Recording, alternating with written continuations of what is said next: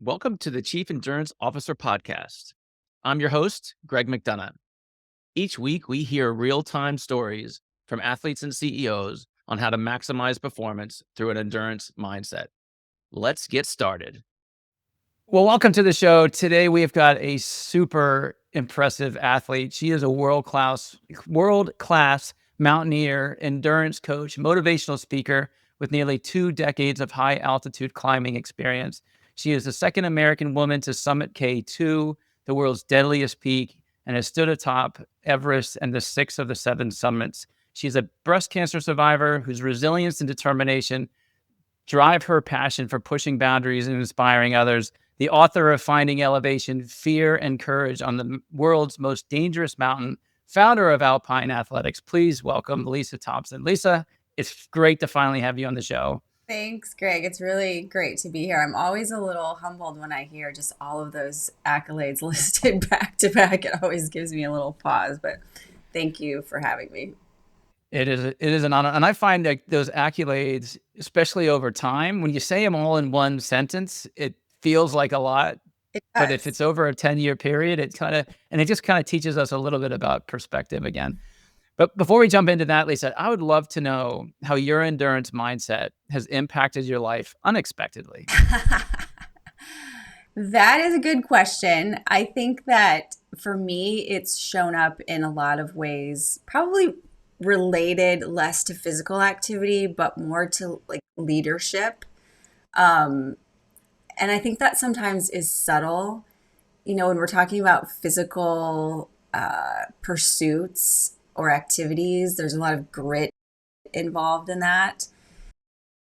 And I think that is true in leadership too. But I think it's also true that when it comes to leadership, endurance means pacing and emotional regulation and being able to adapt when things don't go exactly the way we planned them to go, which happens often.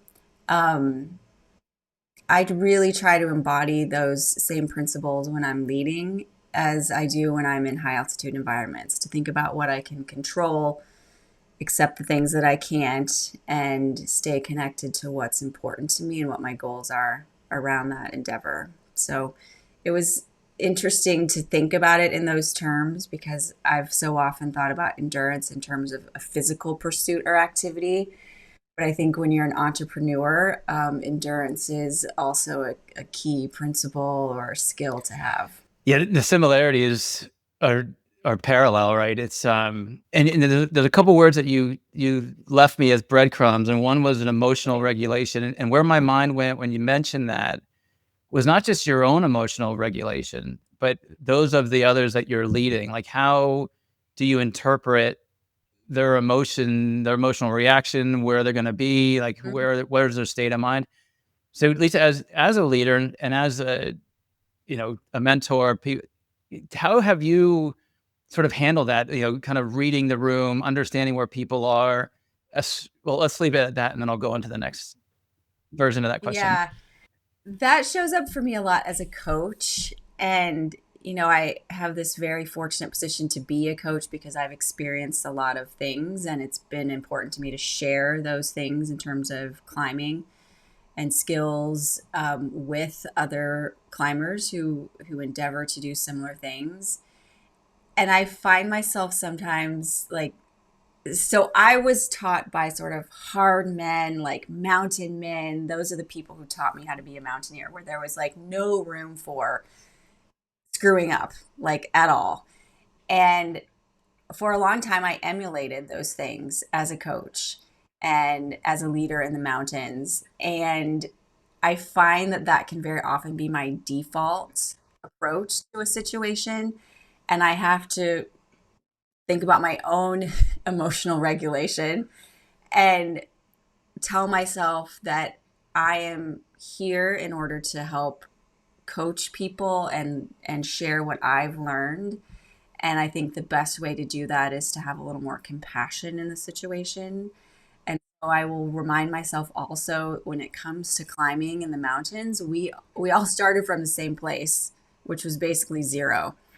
And the reason that I spend so much of my time coaching is that I want to help elevate and educate other people. And that means meeting them where they're at and thinking about how stressful it must be for them to wake up at 4 in the morning when it's cold and windy and have to get packed and eat. And, if they're 10 minutes late, that's not a big deal in the grand scheme of things. And it's important for me to understand where they're at and where they're coming from and what it feels like to be stressful for them. And then the sort of ripple effect of that, I feel, is that hopefully they continue to pay that forward and to share what they've learned as a mountaineer someday with someone else who's, coming at it from a learning situation and perspective. But I think it starts with my own emotional regulation Which first. is so difficult. Lisa, just to clarify, are you coaching leaders who don't climb, or are you only coaching climbers? Give us a sense of who you're coaching. Yeah, so I coach climbers of all backgrounds, all levels of ability, whether they want to go on their first, 14er in Colorado, or they're climbing Mount Everest. And through the course of coaching people, and those engagements usually last for 9 months, sometimes, multiple years, I get to know what those athletes are about very intimately. Sometimes I think I cross the line into being a therapist a little bit. So the short answer to your question is I'm coaching athletes, but there's very often, as you said, there's this carryover between what we pursue outside of the office and what we do day to day in our jobs. And so it's fun for me to be able to connect those things for people. That's helpful, very helpful. So I'm also curious. We just talked about meeting these climbers where they are, right, and having this emotional and compassion for them. And 10 minutes might not be that big of a deal if you're at base camp, but if you're summiting, it's probably a different story, I would guess. But just diving in a little bit deeper, like what tools do you use to understand where somebody is on day one or month one? Yeah, I think for me, it's just observation. And it's nothing fancy really, but it's like observing how people are showing up. Like, do I sense stress in their voice? Do I see them like sighing a lot, or, maybe being short with other people on the team? And when it comes to people that I've coached, I get to, as I said, know them pretty intimately. So I have a sense of what their sort of baseline is. But I don't really often guide in the mountains, but I was this summer, and there was a woman, we were doing our gear check, and I could tell just like not really tuned in with what I was saying. She was sort of like, playing with her gear separately from the team. And it occurred to me that she was probably feeling very overwhelmed by this situation, by the mountain that she was going to climb the next day. And so I really think it's just that observation and thinking about how other people must feel in a given situation. And, as we sort of ascend through our careers, something that feels very natural to us can be incredibly unknown and scary to somebody else. And being aware of that, I think, helps us all lead. I think you're spot on. And you hear that when people say, I do long distance triathlon, and every day someone goes, Greg, I don't understand how you can do that. And it's probably similar to, I couldn't even imagine the big summits, but summiting a mountain, right? Right.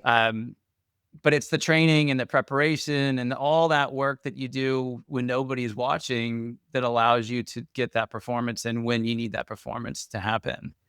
So take us back, Lisa. How'd you get into this? Were you sort of Ah, a climber as a kid? Were you always on the back of the couch and jumping off of things? And like, how did all this sort of unravel for you? yeah. No, the answer to those questions is no. I grew up in central Illinois in the US, so, one of the flattest states in our country. I spent my time, I did enjoy being outside as a kid, but there were no mountains. I didn't even understand what a mountain was until I was probably a teenager and took a trip to Colorado and was just like overwhelmed by these incredible peaks that seemed so unapproachable, really, at that point in my life. And even that didn't provoke me to start climbing or even, studying mountains. So I didn't grow up reading about pioneering mountaineers like Tenzing Norgay or Sir Edmund Hillary. But eventually I moved from the Midwest to Seattle, which is where I live today. And here, climbing is a big part of the culture, right? We're surrounded by beautiful peaks, multiple ranges, glaciated peaks, rock peaks. Like, it's just a part of how people recreate in the Seattle area and in the Pacific Northwest. And so I moved here from the Midwest, and my peers would go climbing on the weekends, and they never asked me to join them. And it wasn't that I was attracted to the mountains or wanted to go climbing necessarily, but I saw spending time with them in the mountains as a way to be seen as more capable in the office. And so instead of just doing what today feels like the logical thing, which would just be to raise my hand and say, hey, how about I join you some weekend? I just decided that I would go climb my own mountains, not knowing, of course, what that even meant, and definitely not where it would lead me. And so the first big mountain that I climbed was Rainier, which is the highest peak in Washington State, a beautiful 14,000-foot glaciated peak. And I realized how important it was to plan and prepare. And near the summit of that peak, I got this incredible sense of accomplishment. And that feeling, and at that time, it was also related to proving people wrong, of course. But that feeling was something that I wanted to continue to strive for. And so I just started, picking a bigger peak somewhere in the world, year after year. And at the time, I was managing that climbing and that preparation for climbing with a corporate background. So I, I started as a biomedical engineer and then spent, over 15 years in the med tech industry leading service and operations teams. And, will always appreciate and, be grateful for what I learned from that experience. But I also felt during my corporate career that there was just something that was misaligned. I just never felt like I was really able to truly be myself and help people in the way that I get to today. And I was diagnosed with breast cancer in 2015, and that, hard to believe it's been 10 years ago. Congrats. But yeah, thank you. Thank you. That experience really tested, this illusion that I had of what control was, and it made me think about what my true priorities are in life and how I wanted to spend my time and who I wanted to spend it with. And so as a result of that diagnosis, I, felt very strongly that I wanted to spend more time in the mountains and quit my corporate job, climbed Mount Everest. And I did have another stint in corporate America several years later, but really since that time have been focused on just doing what I'm passionate about and helping other people achieve their goals too. So when did the coaching aspect come into that? Because it sounds as if you left corporate America, summit Everest. At some point, a friend probably came up to you and said, Lisa, hey, can you help me get to point A? And that led into another word of mouth. And so how did that unfold into becoming your new passion, your new career? Yeah, before I climbed in the Himalaya for the first time, I felt like I'm in over my head. And, the Himalaya is this huge mountain range that bisects Asia, and the highest peaks in the world are there. And I felt very accomplished just to be able to be ready to climb there. And so I worked with a coach to just prepare physically for, the challenge of climbing up to 8,000 meters and, being on an expedition for 2 months and all the things mentally and physically that entails. And I really fell in love with this idea of coaching other people throughout that process. And so in 2018, when I was actually at K2 base camp. I took a notebook with me and I sat there with a pen and wrote out the copy for a website and a very rough business plan. There's actually a lot of downtime in in expedition climbing, and so I use that to think about how I could actually incorporate climbing into my life and make that my focus. And I returned from K2 and from Pakistan that year and got my first athlete to coach about a month later. And it's just been, growing and enjoying it ever since. The question that popped into my head as you're sharing that was you mentioned a 2-month expedition. And where my curiosity went is, what is it like coming back to civilization, right? You're what's that feeling when you're unlocking your front door and you Yes. haven't seen the inside in 2-3 months? Talk to us about that feeling. Yes, this is a very astute question, Greg, because a lot of people, they're very focused on did you get to the summit or not? And what was it like to climb? And, all these questions you get about being on the mountain. But there's this very real challenge of coming back to the real world after you've been gone for 2 months. And, it's exacerbated by the fact that during that 2-month period, you have predominantly thought about survival. You've been focused on, eating and drinking and sleeping and moving safely in the mountains. And you're not thinking about your email or what you're gonna, where you're gonna go for dinner that night. It's just very hyper focused on keeping yourself alive and safe. And coming back to a world where people are, talking about what's on Netflix tonight and like all those things that seem to me, they always seem very mundane and like insignificant. And it takes me a while to recalibrate to being in a normal environment again with friends and family and, just moving through your day in a way that we would all call normal.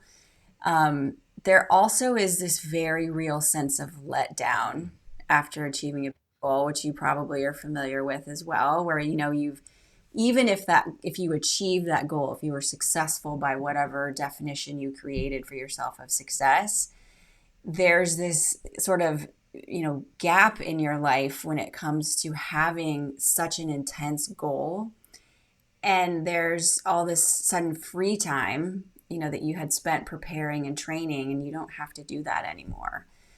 And so while on the one hand it feels very good to be back in the comforts of your home and sleep in your own bed and, not have to melt snow in order to make something to eat every day. There's this, the opposite side of that coin is that you feel very just sort of let down and a little bit disconnected from everyone around you. And I find that it's best for me to take some time to just reacclimate to my normal life and to not have any, sort of big goals on the horizon, to be very, gracious with myself. And if I need to like lounge around or sleep all day, that's okay, because it's all a part of me metabolizing and absorbing everything that I've just been through.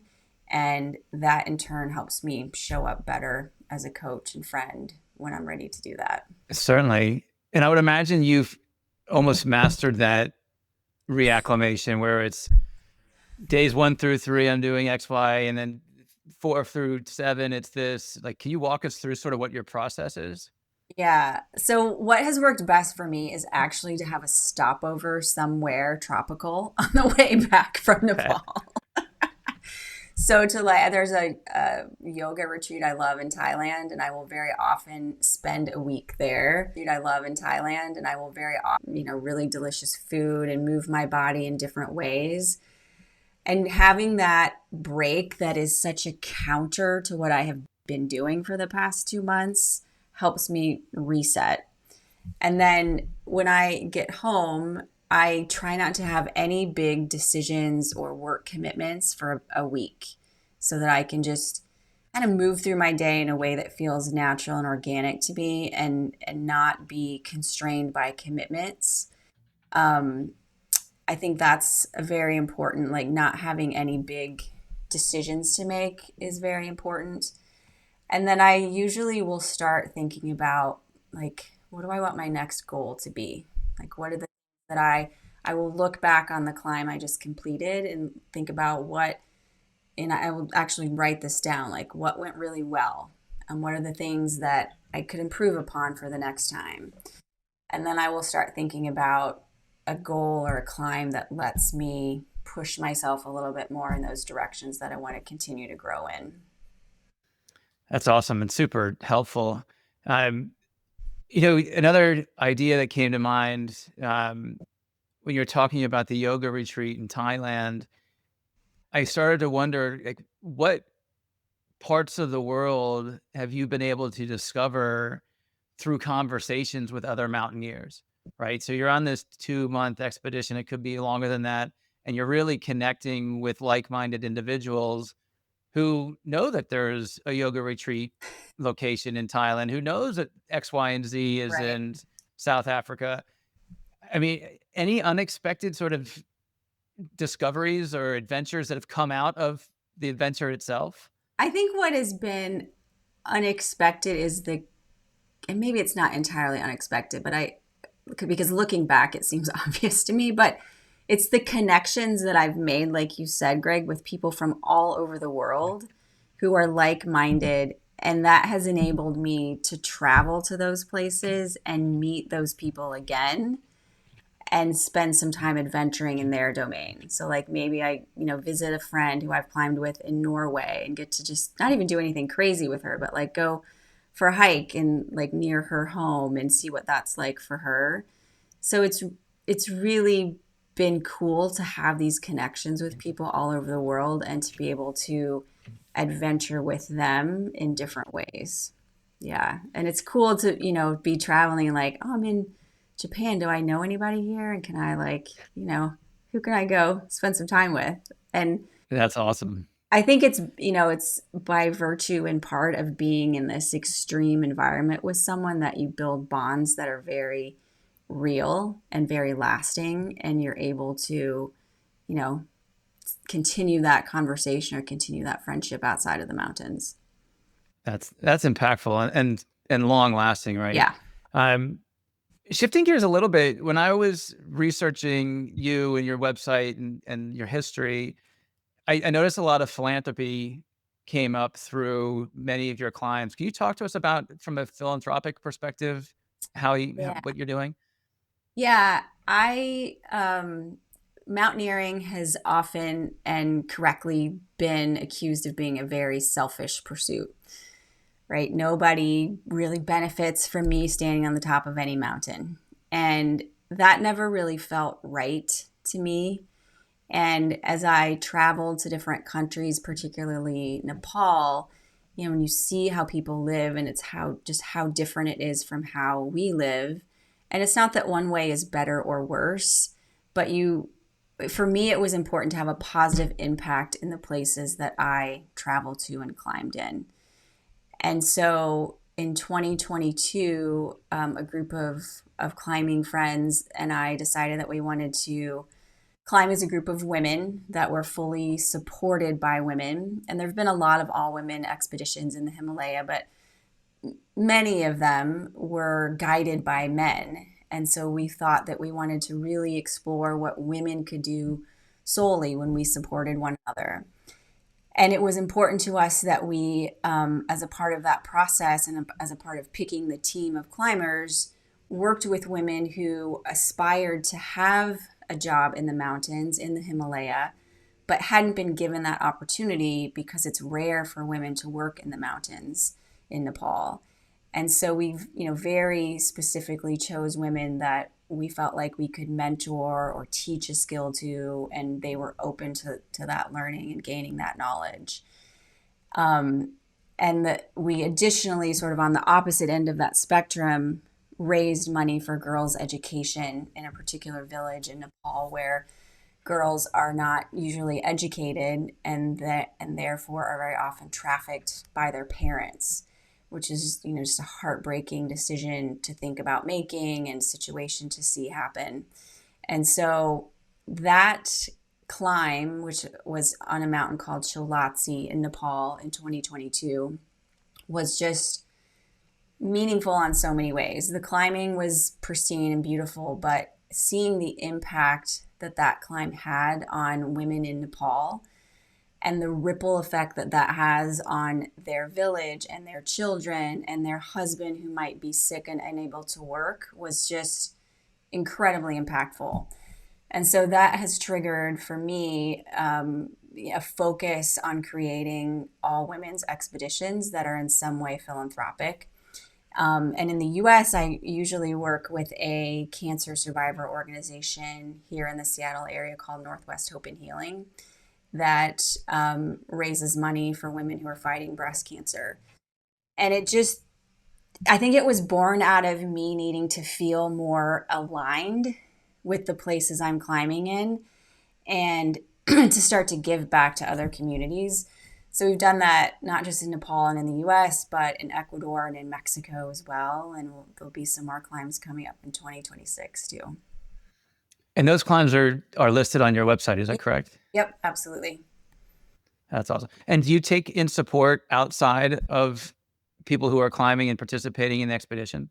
Or do you take outside support from via your website or? Oh yeah. Yeah, absolutely. I think it's important to me to do all that I can, to support the people that I'm climbing in their communities and their backyards. Yeah. That's beautiful.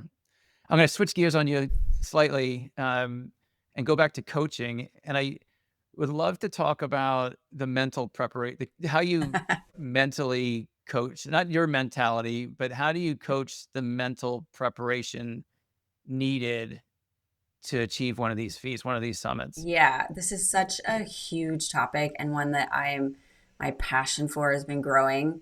I mentioned, wanting to work with a coach before I went to the Himalaya for the first time.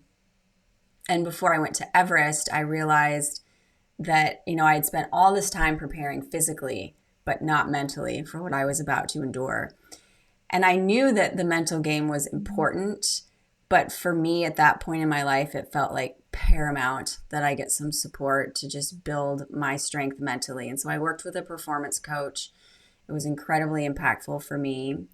And then as I've, grown as a coach, I've, seen people who are incredibly prepared physically, but they're terrified of exposure or they don't have the skills that they need to just push through something that's difficult.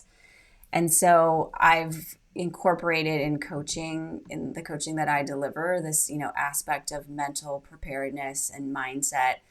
And we start usually with understanding what your motivators are. What is it about this particular climb that's important to you?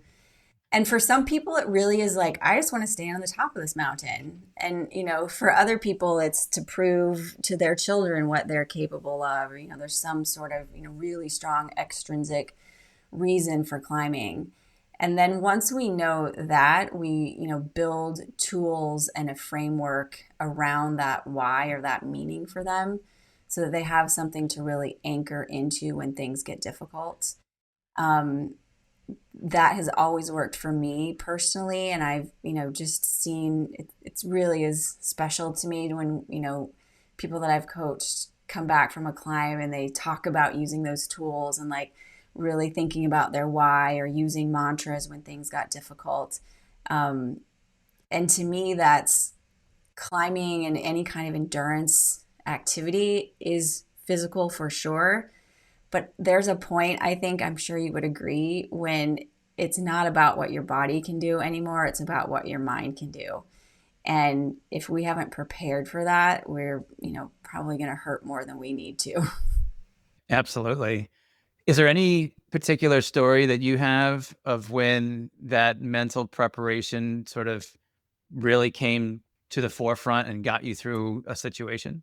Yeah, when I was on Everest in 2016, there's a point above Camp 3 where the terrain actually sort of flattens out a little bit and curves around to a rock feature called the Yellow Band.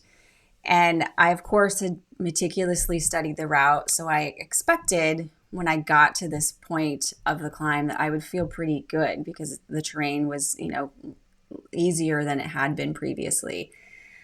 But when I got there, I was like sluggish and slow, and I just could hardly take a step. And I remember just this really strong urge to want to sit down and rest. And I finally realized that I had run out of oxygen, through the help of someone else who like came up behind me and saw that I was struggling, and he looked at my oxygen tank and told me that it was low. And so I had a choice to make in that moment. I'm at about 25,000 feet, and I could have turned around and, gone back to Camp 3 and gotten a fresh oxygen bottle. But I'm pretty stubborn, and I didn't want to lose all that elevation that I had just gained. And so I decided to keep climbing.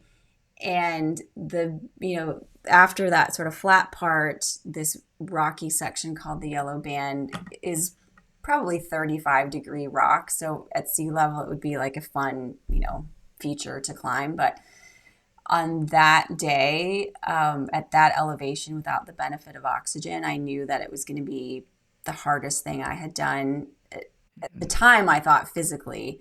But looking back, what I realized is that, the only thing that was really pushing me at that moment was my mental preparation and mental strength to get through that. And I remember telling myself that I saw a climber ahead of me, and I committed to myself that I was never going to let him out of my sight. And that just kind of like, I would say micro goal, but it was sort of a big moment. But like, it's a very simple task, right? Like, I'm always going to have a visual on that guy. And that pulled me through mentally to get to the, next bottle of oxygen. And I will never forget, like, someone had to connect it for me because I was so just, hypoxic and unable to really function. And that feeling of like being oxygen deprived, and then when your blood is flooded with oxygen and like your vision comes back and you get warmer again, and I just felt like I could run up the mountain. But when I look back, it was, mentally or physically, my body was breaking down. My, legs and brain didn't have the oxygen it needed to perform what it needed to at that level. And I really believe it was just being mentally strong and being able to use some mindset tools that got me through that situation. Thank you for sharing that. You got my palms sweating just thinking about it. My tactic when doing triathlon, especially on the run, when my day is done, but I got to finish, I want to finish, is I start counting light posts. It's like, all right, I'm going to Yep. run to that light post. I'm going to walk to the Yep. next. And so to your point about micro goals, it just, the smaller you make it, the more accomplished you feel. And then you just build on one accomplishment to the other. Absolutely. Lisa, I'd love to talk to you about your book. Tell the audience a little bit about it, and what do you get out of reading it? Yeah. So, Finding Elevation, Fear and Courage on the World's Most Dangerous Mountain, is a memoir. And at its heart, it's really about climbing. But I layer in stories about what I have learned and my growth in the mountains and how the mountains have changed me. Um, and what I hear from readers is that, it really is a story about inspiration, about learning what we're capable of and being able to not let anyone else define what we're capable of, Hmm. setting goals that push and allow us to grow in different unexpected ways. Um, we just released the paperback version last month, so I'm excited to have a reprinted version of that. It was when I was a kid, I thought I wanted to be a writer for like, a summer. And somehow that stuck with me. And I started writing when I had cancer. And it was, I was just journaling through that process. And I very naively thought I could just somehow send my journals to a publisher and turn it into a book. And realized quickly how wrong I was about the process of publishing. And so it was really a long process, a 7-year process of learning the art of writing and of memoir. And I wasn't prepared at the beginning for how vulnerable it would that book would need me to be in order to create a book that I was proud of and that other people connected with. And so I'm very happy that it's out there and that, other people are able to learn from my journey and hopefully set some big audacious goals for themselves. That's brilliant. And we'll include a link to that in our show notes. Am I also correct that you do speaking and keynote events as well? Yeah. Yep. When I came back from Everest, let me back up just a little bit. So for me to climb Everest financially was a huge stretch. And I remember calling my bank saying, I'd like to borrow $50,000 to climb Mount Everest. And like just spitting it all out there because I thought they're just going to hang up. So I'm just going to like lay it all out there at once and not waste anyone's time. And they didn't even blink. And, took out a loan to climb Mount Everest. And when I got back, I was incredibly appreciative to my bank for that support. And so they asked me to speak at a company event. And it really, even though that was a very small casual event, it really sparked in me how what we do that may seem, benign to us can inspire other people. And as a part of me just sharing and coaching, it's become really special to me to share that message with other audiences, usually corporate audiences these days. But I talk a lot about teamwork, about resilience. Lately have been talking a lot about boundaries and about how, when we show up authentically for ourselves and that's apparent to other people that we are interacting with or leading, that it allows us to be stronger as a team. So yeah, it's fun for me to get to interact with people and share those stories about climbing. I often hear what you said, Greg, that like people in the audience are getting sweaty palms just thinking about being in these environments. And there are so many ways that climbing, I think, relates to leadership. And so being able to draw those analogies for people has been really fun for me. That's awesome. And we've got lots of entrepreneurs who listen to this show and business owners and people a part of like the Entrepreneurs Organization or YPO or TAB. So again, we'll include some links in our show notes there so they can chase you down to get you on their stage. Fantastic. Lisa, it's first of all, audience member wants to get in touch with you. What's the best way for them to get in touch with you? Through my website, which is Lisa Climbs, or you can reach out to me on Instagram, which is also Lisa Climbs. Fantastic. Audience members, if you got some value out of today's show, please subscribe, please like. Let's share this episode with your community and expand the lessons that Lisa's been teaching us across this last 40 minutes. Lisa, it's been great having you on the show. I'm really inspired by what you're doing, especially from the philanthropy. As a father of two girls, I love seeing barriers being knocked down when they never should have been there in the first place. So thank you for the work that you and your team are doing. Again, it's been super to have you on the show. Thanks for having me. It's been a lot of fun. And your daughters can comply with me anytime. No, don't tell them that. Thank you for tuning in to the Chief Endurance Officer podcast. To hear more inspiring stories and strategies around the endurance mindset, be sure to subscribe below or visit us at chiefenduranceofficer.com. Until next time, keep pushing those limits